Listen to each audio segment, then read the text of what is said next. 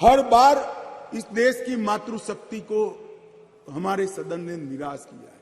मैं आज पक्ष विपक्ष के सभी दलों से प्रार्थना करना चाहता हूं कि हम सब एकत्रित होकर ये नई शुरुआत को आज सर्वानुमत से संविधान को संशोधित कर कर मातृशक्ति को आरक्षण देने का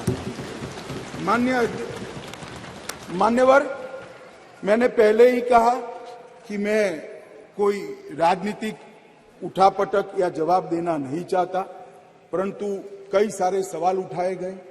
हमारी मंशा पर भी सवाल उठाए कि भाई तुरंत अमल में क्यों नहीं लाते हैं, डिलिमिटेशन कमीशन क्यों और 2026 क्यों। मैं सारी चीजों का एक एक कर जवाब देना चाहता हूं। माननीय अध्यक्ष जी, पार्लियामेंट में रिजर्वेशन की जो प्रोविजन है वो आर्टिकल 330 में है और ये इसी तरह से विधानसभाओं में आरक्षण का जो प्रावधान है ये आर्टिकल 332 में है। ये दोनों रिजर्वेशन अनुसूचित जाति और जनजाति को लागू होती है, दोनों को लागू होती है। मान्यवर, अभी बहुत सारे सवाल उठाए गए, ओबीसी क्यों नहीं, डिलिमिटेशन कमीशन क्यों और क्यों इतनी देरी कर रहे हैं। मैं सारों के जवाब देना चाहता हूं। सबसे पहला जवाब इस बात का है कि अभी जो विद्यमान संविधान है उसमें 3 कैटेगरी के सांसद यहां चुनकर आते हैं। एक सामान्य कैटेगरी से आते हैं जिसमें हमारे ओबीसी भाई भी होते हैं, बहनें भी होती हैं। दूसरा एससी कैटेगरी से आते हैं और तीसरा एसटी कैटेगरी। अभी ये 3 ही कैटेगरी उपलब्ध है मान्यवर। ये तीनों कैटेगरी में हमने 33% रिजर्वेशन माताओं का कर दिया है। और जहां तक सवाल है कि ऐसा क्यों किया, जो आगे मैंने कहा कि डिलिमिटेशन कमीशन क्यों बनाया, प्रोविजन क्यों रखा है और 2026 क्यों, मैं अब इस पर आता हूं मान्यवर। अभी जो संविधान संशोधन आया है इसमें आर्टिकल 330A और आर्टिकल 332A इसके माध्यम से वुमेन रिजर्वेशन का प्रोविजन हमने किया है। और इसी के साथ साथ तीनों कैटेगरी में, सामान्य कैटेगरी में, एससी कैटेगरी में और एसटी कैटेगरी में वर्टिकल रिजर्वेशन देकर 1/3 सीटों को महिलाओं के लिए, माताओं के लिए आरक्षित करने का काम ये संविधान संशोधन जो मेघवाल जी लाए हैं उसको लेकर आए हैं। मान्यवर, अब डिलिमिटेशन कमीशन को पहले हम समझ लें। डिलिमिटेशन कमीशन हमारे देश की चुनाव प्रक्रिया को निर्धारित करने वाली एक महत्वपूर्ण इकाई का कानूनी प्रावधान है और वो अपॉइंटमेंट से होती है, मगर वो क्वासा जुडिशियल प्रोसीडिंग्स होती है। इसकी अध्यक्षता सुप्रीम कोर्ट के रिटायर्ड जज करते हैं। इसके अंदर चुनाव आयुक्त के एक प्रतिनिधि भी होते हैं और भी 2-3 संस्थाओं के प्रतिनिधि होते हैं जो चुनाव की प्रक्रिया के साथ जुड़े हुए होते हैं। और इसके कानून के तहत सभी मान्य राजनीतिक दलों के एक सदस्य भी उस डिलिमिटेशन कमीशन के मेंबर होते हैं। अब 1/3 मान्यवर 1/3 सीटों का रिजर्वेशन करना है तो वो सीटों कौन तय करेगा? ये जो कह रहे हैं क्यों नहीं कर देते, कौन करे? हम करें और फिर वायनाड रिजर्व हो गया है तो आप क्या करोगे? हमको कहोगे कि भाई पॉलिटिकल कर दिया। ओवैसी साहब नहीं, अगर हैदराबाद रिजर्वेशन होगा, रिजर्व हो गया तो कहोगे कि भाई पॉलिटिकल रिजर्वेशन कर दिया। इसलिए ये बहुत अच्छा है कि ये डिलिमिटेशन कमीशन जो क्वासा जुडिशियल प्रोसीडिंग से चलता है, हर राज्य में जाकर, हर क्षेत्र में जाकर ओपन हियरिंग देकर ट्रांसपेरेंट पद्धति से इसका नीति निर्धारण करता है, वो डिलिमिटेशन कमीशन से इसका निर्धारण हो।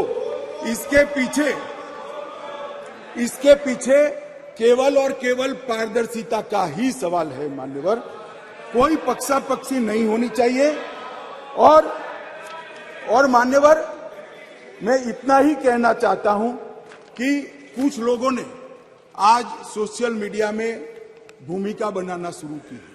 हालांकि बहुत मुझे अच्छा लगा, सबको मैंने सुना है, सबने समर्थन करने का अपने भाषणों के अंदर वादा किया है, परंतु सोशल मीडिया में कुछ लोग भूमिका बना रहे हैं कि भाई इस विधेयक को इसलिए समर्थन न करो कि इसमें डिलिमिटेशन कमीशन का है और अभी के चुनाव में नहीं होगा। कुछ लोग कह रहे हैं इसमें ओबीसी आरक्षण नहीं है, मुस्लिम आरक्षण नहीं, इसलिए समर्थन न करो। मैं अलग कहता हूं, अब समर्थन नहीं करोगे तो क्या जल्दी आरक्षण आ जाएगा? तो भी 29 के बाद आएगा। समर्थन कर दो, गारंटी हो गई, फिर जो सरकार आएगी उसमें जो बदलाव करेगी वो भी होगा। एक बार श्री गणेश तो करो, गणेश चतुर्थी के दिन ये संविधान संशोधन विधेयक आया, एक बार शुरुआत करनी चाहिए और एक बार शुरुआत करें, उसके बाद पहला डिलिमिटेशन कमीशन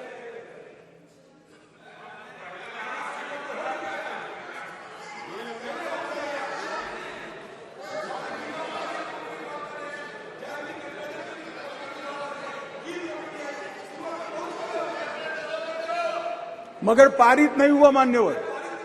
ये कमेटी में रखना ही शुरुआत मानते हैं। इनके जो नारे हैं गरीबी हटाओ जैसे हैं, 50 साल हो जाए मगर गरीबी नहीं हटती। हम ऐसे नहीं है मान्यवर। हम तो जो कहते हैं मोदी जी के नेतृत्व में जो कहा जाता है वो किया जाता है मान्यवर। इससे कोई देरी नहीं होनी है। चुनाव के बाद तुरंत ही जनगणना और डिलिमिटेशन दोनों होंगे और बहुत जल्द ये दिन आएगा कि सदन में 1/3 माताएं यहां बैठकर देश के भाग्य को तय करती होगी मान्यवर। अभी हमारे साथी सांसद अभी चले गए। उन्होंने कहा देश जो लोग चलाते हैं, अब सब लोगों की अपनी अपनी समझ होती है। उन्होंने कहा कि देश जो लोग चलाते हैं उसमें सिर्फ 3 ओबीसी है। अब इनकी समझ है कि देश सेक्रेटरी चलाते हैं, मेरी समझ है देश सरकार चलाती है मान्यवर। संविधान की स्कीम है, देश की नीतियों का निर्धारण इस देश की कैबिनेट करती है, इस देश की सरकार करती है, इस देश की संसद करती है। और आंकड़े अगर आपको चाहिए तो मैं बता देता हूं, सुनने के लिए आप बैठे नहीं हो। भारतीय जनता पार्टी के सांसद में 29%, 85 सांसद ओबीसी कैटेगरी के हैं। कंपैरिजन करना है तो आ जाइए। और मंत्री भी 29 ओबीसी कैटेगरी के हैं।